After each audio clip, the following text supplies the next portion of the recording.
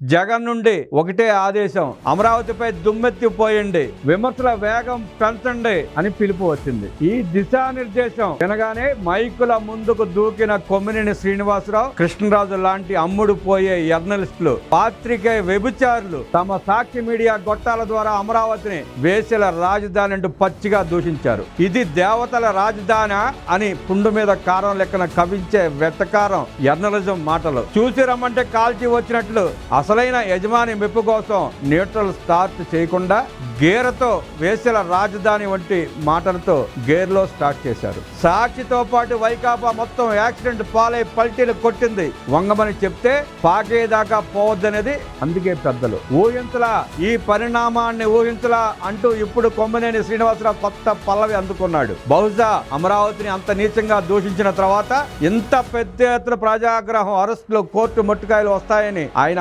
ఊహించలేదేమో.